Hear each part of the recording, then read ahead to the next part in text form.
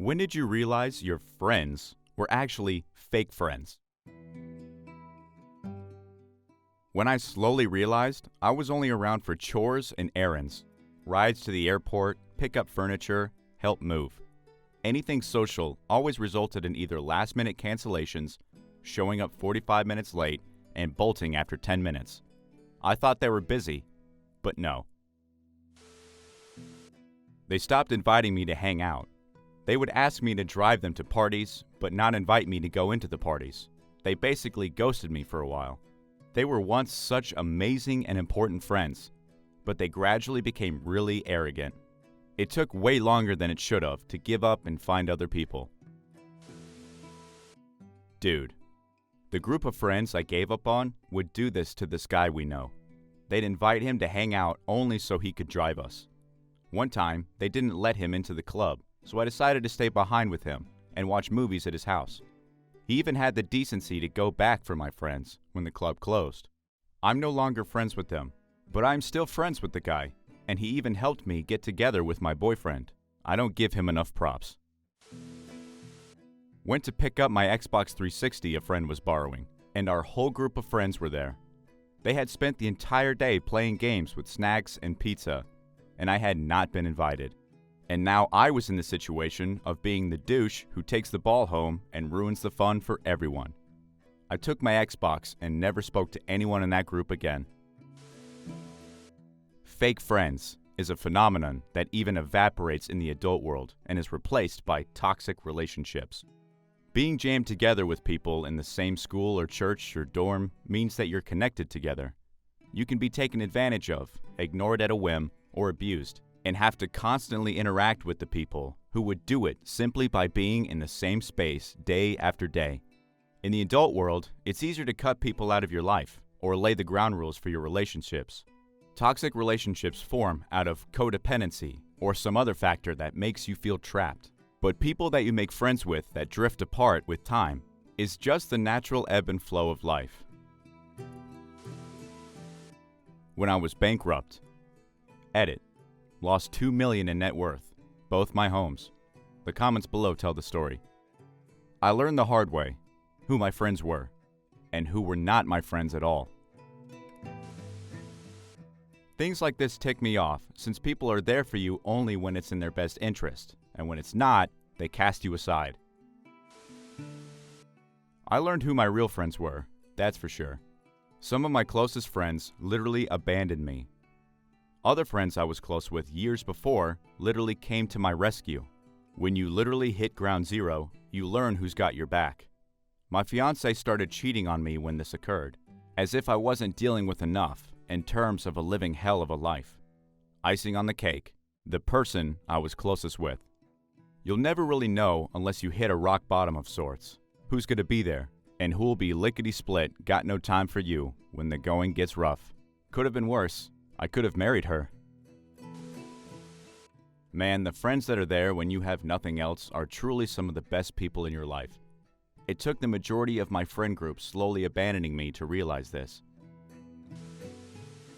One of my closest friends disowned me over $600, which I was unable to come up with to pay him back. I was a groomsman at his wedding. Known him for 15 years. I foreclosed on my house. Other friends helped tremendously. One gifted me $10,000 to cover legal costs. Another married couple friends let me stay with them rent-free in their beautiful home for 8 months while I healed from the financial devastation and emotional train wreck I'd been through. Being cheated on by the woman I was going to marry. It was rough, dark, terrible 2 years following all of that. The one friend still to this day will not speak to me, all because at that time I couldn't scratch up money, $600, to pay him back as I was being evicted and foreclosed on. Weirdest thing. He and his wife have a painting of Jesus in their living room. The forgiver of sins, Christ Almighty. The 3 friends who helped me the most, an agnostic, an atheist married couple, and my Jewish friend.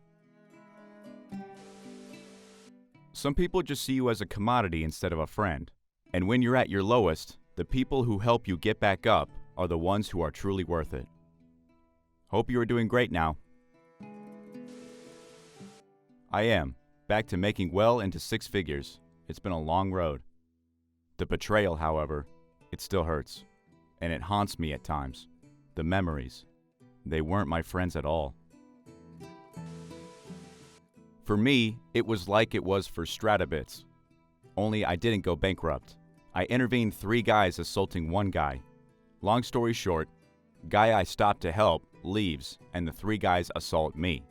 A couple of collapsed lungs, many broken bones, a pneumohemothorax, brain damage, frothing pink from the mouth because my lungs were full of blood, and a couple of heart stops later. Mixed with cognitive issues. I lost my house, job, savings, 401k, every single thing I owned but a car. I wasn't good enough for my sister, and all but 5 of my closest friends. My wife stayed with me through it all, and without her, I would have never made it. My remaining friends gave me hundreds of dollars, a registered and insured van, a new job, restored faith in humanity, and the support I needed to pick myself back up. All because of money. It taught me a very valuable lesson about people. You learn who is behind the curtain. Back in my first year of college, I used to help a group of friends, like 7 dudes with me included. We always hang out together, and we used to have this group chat where we discuss about anything from class subjects to random things. After a year, I noticed that one of the guys, let's just call him Randy, kept getting excluded, not invited, informed to group hang out while they're talking smack behind his back. And the unofficial leader of the group actually made a whole new group chat inviting everyone, myself included, except Randy, without his knowledge. I know what it feels like to be left out. I experienced that in middle school, and it's really awful. I stopped hanging out with them, and I started hanging out with Randy. He's quite eccentric, but a very good person at heart. We've been friends for more than 6 years, and he's still got my back. Whenever we were supposed to hang out, something came up, and that something was hanging out with other mutual friends. Yes, my best friend in high school used to do this to me all the time. On Wednesday, I'd ask if she wanted to see a movie Friday night.